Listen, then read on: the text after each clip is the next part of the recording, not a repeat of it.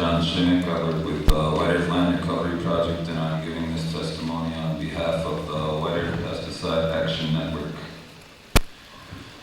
The White Earth Land Recovery Project is a 19-year-old nonprofit organization on the White Earth Reservation in northern Minnesota, working on issues of land, culture, and environment within the borders and adjoining area of the White Earth Reservation. We are here today in particular to testify as to our concern for both groundwater contamination and airborne contamination, especially in the village of Pine Point, located within the boundaries of the White Earth Reservation, with some additional testimony to the larger impact of these chemicals in the western portion of our reservation. Beginning in the late 1990s, the White Earth Land Recovery Project became concerned about both groundwater and aerial spraying, as well as chemigation contamination in the village of Pine Point. This community consists largely of members of the Pillager Band of Anishinaabe, who have lived in the region since time immemorial and have retained a significant harvesting economy of wild waste, maple syrup and sugar, berries, mushrooms, nuts, and medicinal plants. All of these harvested crops are potentially impacted by contamination from pesticides, both sprayed in an aerial manner, including roadside spraying and drift from chemigation, as well as groundwater contamination.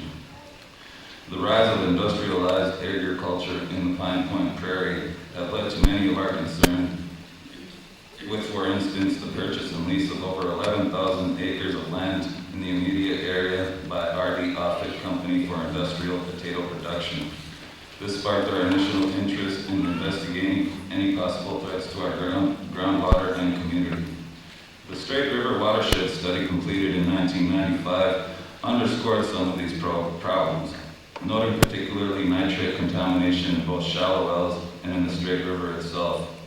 Water quality tests conducted in the Straight River watershed surrounding Pine Point found elevated levels of nitrates in 25% of the tests.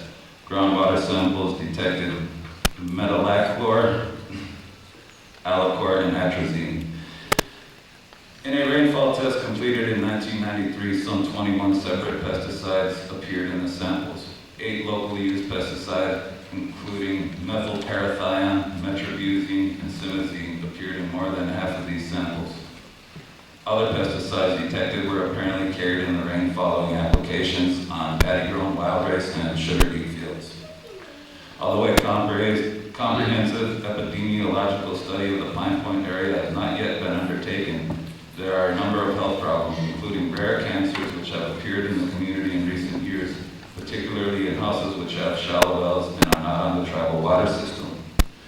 We are not sure if there is any relationship between some of the health problems we are having reported and the pesticide contamination.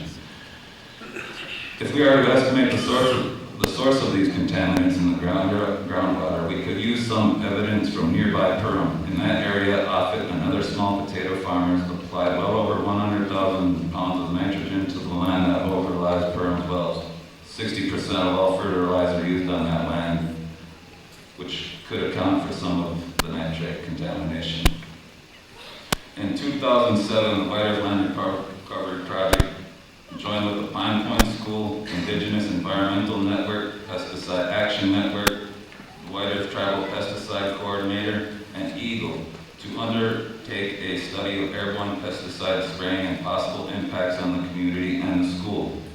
The Pine Point Elementary School is a distinct model on our reservation. It is a tribal school, which is also part of the state school district, housed in a beautiful facility, which our community worked very hard to secure. At least 2 children of current land recovery staff members attend this school at the present time, and we are pleased with the school, but concerned about pesticide contamination. The challenge has been the aerial spraying of pesticides in the Pine Point Prairie area, primarily by R.D. Offutt. Our organization, working with the above-mentioned organizations, placed a drift catcher at the Pine Point School and in the yard of a tribal member on the eastern portion of the village. With training by the Pesticide Action Network, we were able to learn how to collect samples and ship them for analysis. We undertook this work May through September of 2007. In our study, the pesticides we found the highest levels of were pendimethalin and chlorothalonil. These pesticides were found in the air, and we are not sure what may be in the water. Chlorothalonil is a fungicide and is also commonly known as Bravo and Decanyl, which is known to cause kidney and liver damage, mild anemia, embryo loss, oxidative DNA damage, and is considered a probable human carcinogen. So it's also very... Excuse me, Mr. Shimek, how far are you from potato fields? How far are those drift catchers from potato fields? A stone's throw, sir. Okay. It is also very toxic to fish and other relatives in our ecosystem. This causes us great concern, particularly since many of our people rely on fish for a major source of our nutrition. Chlorothalonil is contaminated with the carcinogen hexachlorobenzene. This chemical's breakdown is about 30 times more toxic than chlorothalonil itself and is more persistent in soils. Pendimethalin is used to eliminate crabgrass. It is considered to have a low toxicity and may affect your thyroid. The most at-risk people for these pesticides are children. At the end of the test, after finding these levels of these pesticides and fungicides, we are now interested in having a cleaner place for our children. Mothers in the Pine Point area have been working with the University of Minnesota on a project called Photo Voice, which allows them to document and voice their concerns about their children's environment. They witnessed and took photos of many incidents of pesticide application, including mosquito fogging operations and agricultural spraying.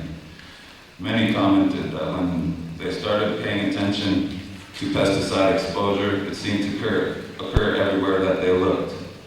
In nearly all cases, these exposures occur without any prior notice of what is being applied or when it will be applied. After identifying ways to reduce or prevent exposure, they expressed frustration and concern that their children would still be subject to exposure that was beyond the control of the mother or caregiver. We are concerned about the rise of industrialized and chemical farming in the Pine Point community. We wanted to tell people what has happened to the area and also look at what might be going on in the wells in the area.